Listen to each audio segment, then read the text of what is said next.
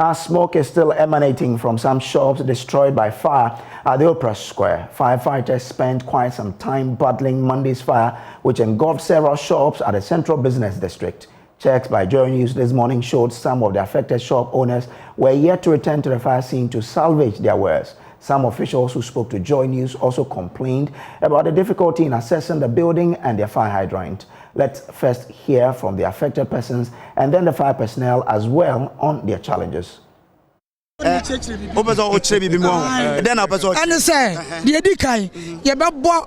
the fire service for no abaso.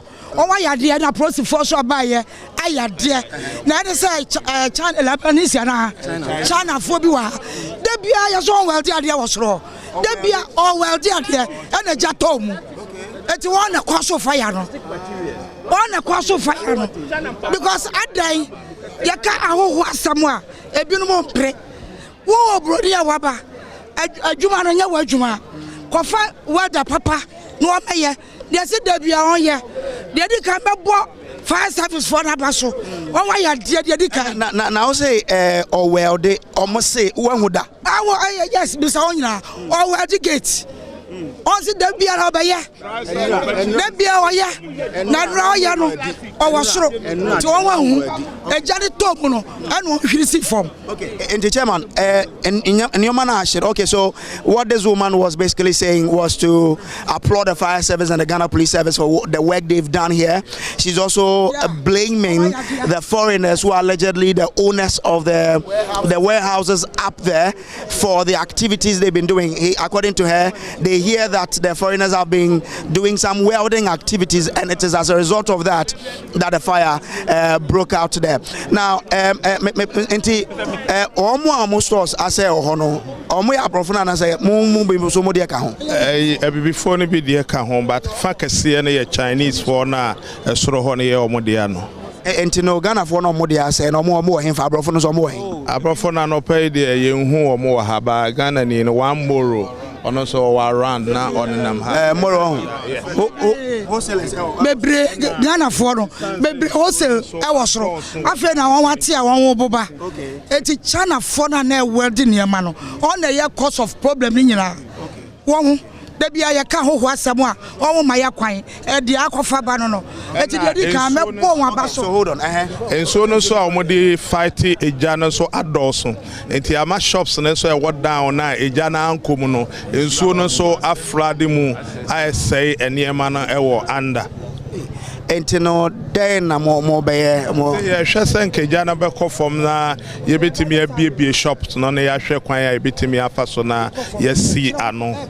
In soon so aba inside no any council I be money ade but said the mammy di can kind of fire service for abasopa esan say finra and rebels 430 no any Ghana police said no chief fire officer and kasana or ha regional commander na or ha nadmo penny into one or store there can have been a share share by insuna akum me shop and share MP said the American can ye say e jana beba from na fe ye bia akwan e befa so afi ye be hu de ensu ase no ne de ensay no.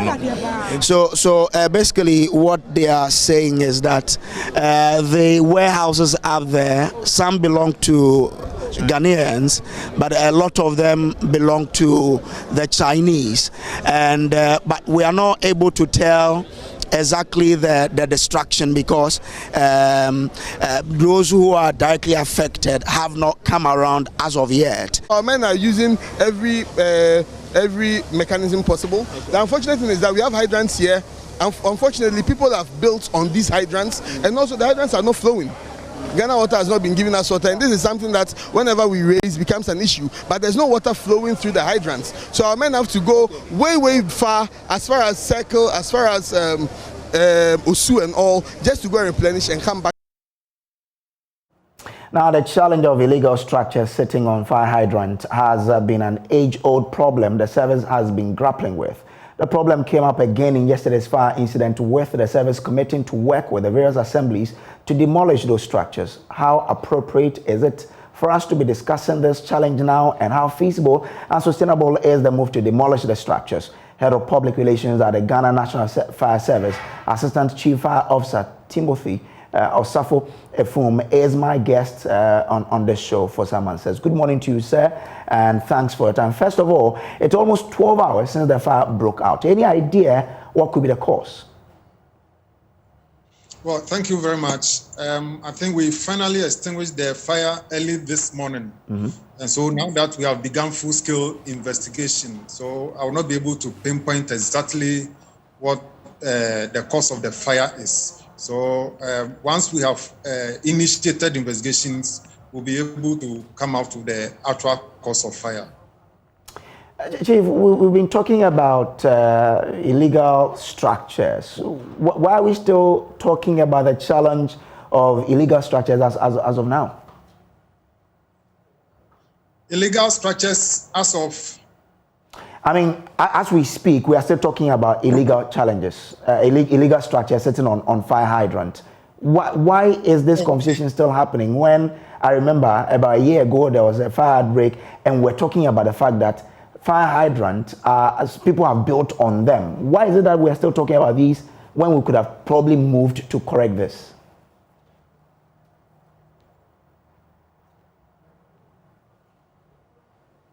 Hello, sir. Right. Thank you very much. We as a service don't have power. Hello? Yeah, I can hear you. Hello? I can hear you, sir. Go on. Hello? Yes.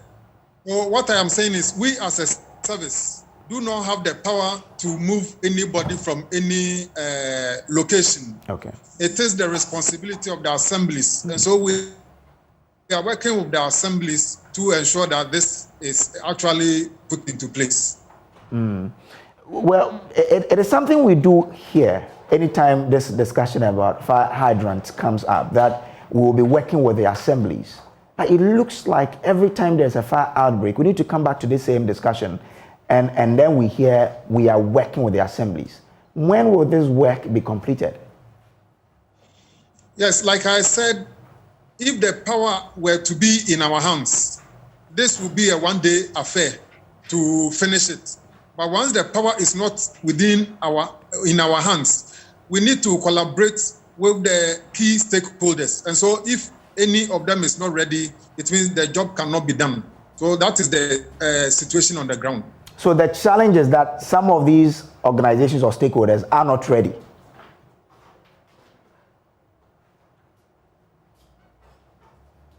Hello, sir. Exactly so.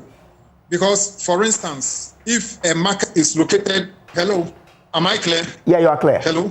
You are clear, Hello? sir.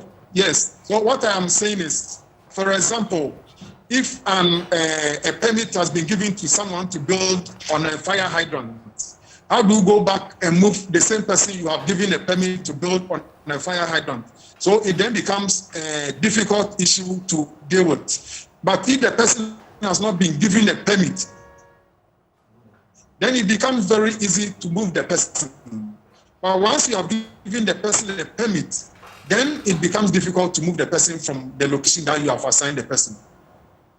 Okay, and that's why I was asking whether the assemblies are not cooperating with you to ensure that all these persons who have built on hydrant have been moved. Is that the case, that they are not cooperating with you? The assemblies are cooperating, not the major stakeholders are cooperating. But the issue is what I have told you. Sometimes permits are issued without people going to inspect the actual situation on the ground. So once you have issued a permit to somebody to build or to construct a structure, how do you go back to tell the person that I am revoking the permit I gave you? So that becomes a challenge for the assembly to deal with. Do we even know the exact number of hydrants under illegal structures? Yes, we have a fair idea of structures that have been encroached upon. And how many are we looking at? In Accra alone, we are talking in the region of about between 50 and 60. And countrywide? countrywide, it runs into the hundreds. Okay. Now, can you take us through what the service has done in the past or is still doing about this problem?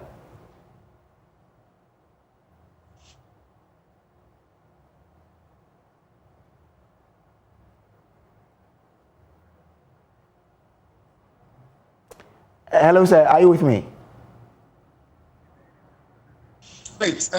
What we have and coming up with is that we do mechanized boreholes. This will make water readily available to us, because once you wake up in the morning and you turn on your taps and the taps are not flowing in your area, it means that should there be any fire emergency, when we get there, we will not get water to work.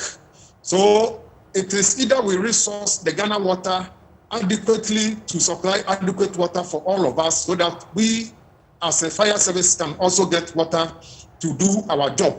Okay. Or we go by this borehole issue that I am talking about. Now, how sustainable is your quest to collaborate with the assemblies to demolish the said structures?